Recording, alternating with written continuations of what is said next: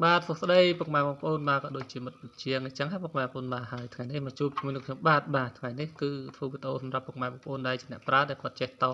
បលោះចេះអីចូលក្នុង appli នេះបាទហើយសម្រាប់បងជាងក៏បាច់មើលក៏បានដែរដោយសារអីវីដេអូថ្ងៃនេះគឺធ្វើសម្រាប់ពុកម៉ែបងប្អូនបាទដើម្បីគាត់ប្រើប្រាស់ឲ្យ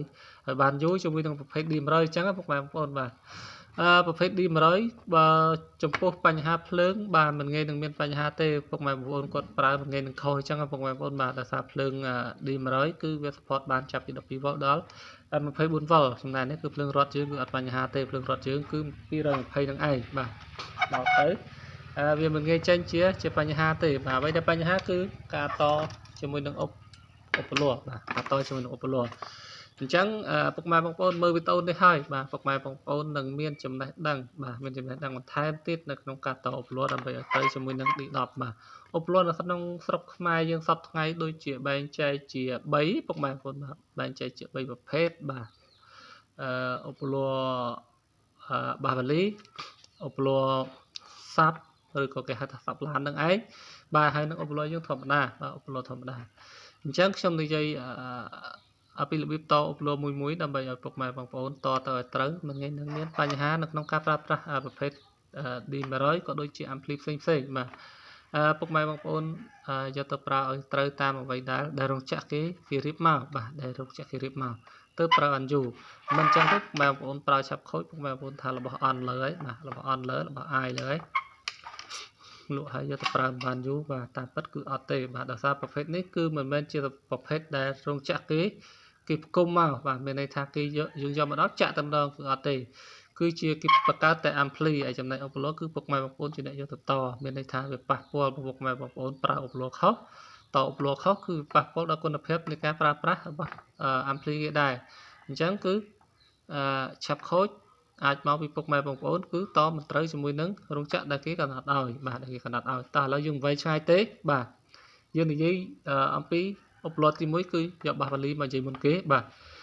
ប្រភេទបាសវ៉ាលីនិយាយងាយស្ដាប់បាទប្រភេទបាសវ៉ាលីឧបលោះភាគច្រើនគឺ6អូមបាទនិយាយងាយស្ដាប់អញ្ចឹងគឺពុកម៉ែបងប្អូនតតាមខ្ញុំទៅកុំគិតអូមក៏បានដែរបាទបើពុកម៉ែបងប្អូនមិនដឹងជាអូមនោះស្អីផងបាទឥឡូវយើងតតាមខ្ញុំទៅប្រភេទបាសវ៉ាលីពុកម៉ែបងប្អូនមានមួយដាក់តផ្លាច់មកអត់បញ្ហាទេបាទប្រភេទបាសវ៉ាលីខ្លះវាមានមួយគ្រាប់អញ្ចឹងពុកម៉ែបងប្អូនបាទដាក់តផ្លាច់មកចូលក្នុងនេះបាទហើយនេះគឺរត់នេះគុយបាទពុកម៉ែបងប្អូនជួបពេលនេះទៅក៏អត់អីដែរបាទប្រភេទនេះគុយបាទចាក់អាមកឆ្លាញ់ពុកម៉ែបងប្អូនបាទមិនងាយនឹងមានបញ្ហាទេតែបាសវ៉ាលីខ្លះគឺមាន2គ្រាប់បាទមាន2គ្រាប់តយ៉ាងម៉េចដើម្បីឲ្យវាប្រើបានយូរមាន2គ្រាប់ពុកម៉ែបងប្អូនត្រូវតែយក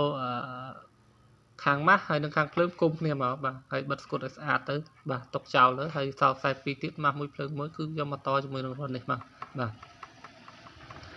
អញ្ចឹងហើយប៉ុណ្ណេះគឺវាលឺមកស្អាតមិនថាឧបលោះប៉ុណ្ណាទេពុកម៉ែបងប្អូនតតាមនឹងមកជាប្រភេទបាសវ៉ាលីបាទជាប្រភេទបាសវ៉ាលីមកឥឡូវយើងដល់ឧបលោះបាសសាប់ឡានបាទឧបលោះសាប់ឡានក៏បែងចែកជា2ទៀតបាទបែងចែកជាប្រភេទត្រចៀក2និងត្រចៀក1បាទ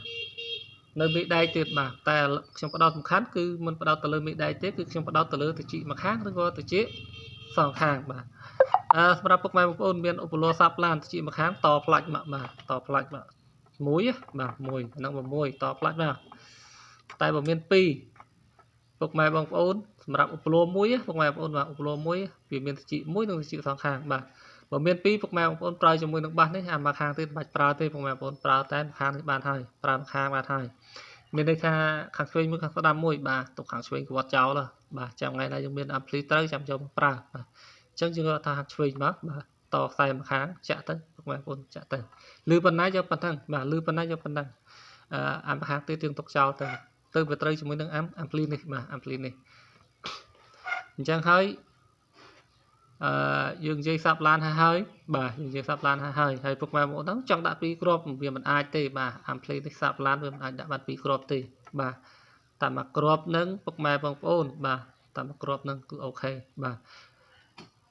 តែបើសាប់ធម្មតាប្រភេទសាប់មីដេចមួយជាន់អាហ្នឹងពុកម៉ែបងប្អូនដាក់2ហ្នឹងក៏វារៀងយ៉ាប់វាដែរបាទអាចដាក់បានឃើញជាងខ្លះគេរៀបដាក់2តែក៏